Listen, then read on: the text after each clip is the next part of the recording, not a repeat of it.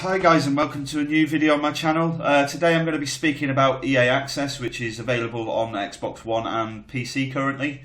Unfortunately not available on PlayStation 4 because Sony decided they didn't want that on their console for some strange unknown reason. I'm going to be talking about the advantages of EA Access, and it's one of the only things that, in my opinion, EA can get right. They do make solid, decent games, but they're also got a reputation of being rip-off merchants in the gaming world. So if you've not heard of EA Access, it's basically a place where they upload some of their older games onto a vault or a digital vault. So you can go on there and download the full titles at no extra cost as long as you're a subscriber to EA Access.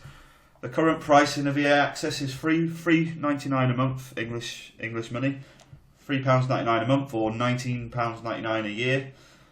I pay yearly because I feel it's a lot more worth it. If you pay monthly, it's going to cost you double the price, so it's better to buy the yearly subscription.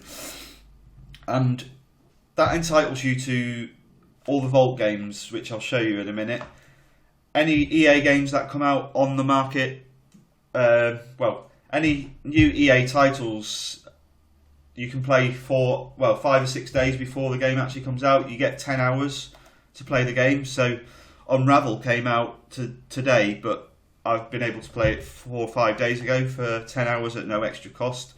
So it's a good way of, if you're thinking of buying a game like Star Wars Battlefront, for instance, if you've not played it yet, you can go onto EA Access and download the full game digital, and you can have 10 hours with that game before you decide to pay any more. Once your 10 hours is up, you can't play the game anymore, but it just gives you a good feel because me as a gamer, I buy a lot of games and I will literally play some games for only about 10 hours and put them away. So it's a good way of playing a game for that 10 hours, and if you're still enjoying it after that 10 hours, then to yourself that would be a game you'd want to be buying. At the moment, I'll just show you a few of the games in the vault. Madden NFL 16, not my cup of tea. I'm not an American football fan by any means, but that was added there last week. So you can go on there now and download that game, the full title, get all the achievements, play online, everything. Any DLC for these games you will have to purchase extra, understandably. Battlefield Hardline came out middle of last year, didn't do as well as expected and came onto the vault 6 months after its release, which to me was disappointing because I'd invested 40 quid on the game and 40 quid on premium, so I paid £80. If I'd have just waited, I could have just got it on here and paid for the premium. You've got Dragon Age Inquisition on there, NBA Live 15, FIFA 15, Madden NFL 15, NHL 15. So all the old sports games they tend to whack on the vault about 2 or 3 months before the new one comes out. UFC, which is a fairly decent game if you're into that kind of thing. Titanfall, I believe you can get the full version of Titanfall and all the DLC for free now. Don't quote me on that, but I'm pretty sure you can get all of it for nothing. Plants vs Zombies Garden Warfare, the new one's out in about 2 weeks, just over 2 weeks, which I will definitely get in because I enjoyed it. So that full title's on there as well. Peggle 2 is an arcade game. If you haven't played the first one, it's better to have a look on YouTube at this game, but it's an arcade kind of puzzle sort of game and you can play it online with other people. It's quite good fun. Battlefield 4, worth downloading the EA Access for alone. Obviously any extra maps or the premium you've got to pay for separately, but to get the core of the game is worth it alone. I had Battlefield 4, Titanfall, I had all these games already, so as soon as they were coming onto the vault I was whacking them up on eBay, getting some money back for them and then downloading them digitally. There's no point in having the full game sat on the shelf when I could be getting it on here, so that's a good thing. If you've got some of these games sat on your shelf at home, why not sort of sell them for a tenner each?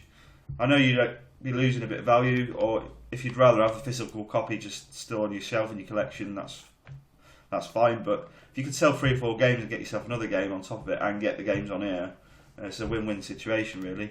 You've got FIFA 14, which is old now, but it's on there, Madden NFL 25 and Need for Speed Rivals, and I'll just show you some of the trials you can play. So Unravel came out today, very good arcade game, very unique, definitely worth a go. I will be uploading some gameplay footage of that later on, hopefully. I've already played about 2 hours of the game. I'm going to start it again and do a playthrough on my channel. But you can go ahead and download that and play it for 10 hours before you even decide to buy it. Same with Star Wars Battlefront, Need for Speed, FIFA 16, NBA Live 16, NHL 16 and PGA Tour. All these games are obviously out recently, but you can go ahead and download the full game for these and play them for 10 hours before you decide, actually, I really like that game, I'll go and buy it. Or actually, no, I don't really like the game, I've played my 10 hours, I'm done with it, sort of thing. So it's good little thing to do. And if you do decide to buy any of these games digitally, as an EA Access member, you get 10% off any digital title or any DLC. So if you buy packs on FIFA, you'll get the FIFA points at 10% discount. If you buy a digital title, you'll get 10% off. So if the game's 50 quid, you get a fiver off. So for £20 a year, is it worth it? Definitely. There's, 12, 13, 14 games in the vault. Obviously a lot of them are older now, but they do add a game every couple of months onto there. The three you see on the screen at the moment are the newest titles they've added up on there. So yeah, I just wanted to put this video out there because not everybody knows about EA Access and they're a bit wary of what EA Access is and whether they'll get ripped off. It's just a subscription service, so if you're paying $3.99 a month, if you want to try it for 1 month, make sure you cancel it before the next month submits if you don't want to stay on. You can do that from the Xbox.com website in your account settings, go to your subscriptions and cancel it. If you're paying yearly, obviously if you paid for today, you wouldn't have to pay again until the 9th of February next year. And if you wanted to cancel it for next year, you make sure you go in and cancel it before that date, otherwise it will take £20 out. So I'm going to leave it there. If you've not tried EA Access or you've got any other questions, give me a shout and I'll be sure to answer them. Definitely worth getting if you're on a budget and don't have the money to buy loads of games. There's always something in here to play or keep hold of. I've lost money on buying the games physical and then selling them and then having them on here, but that's the good part about EA Access. You can try games, you can get a discount on games, and you can get rid of some games you don't want anymore because you can get them on here now. So that's it from me, and I'll catch you on the next video. Thanks for watching.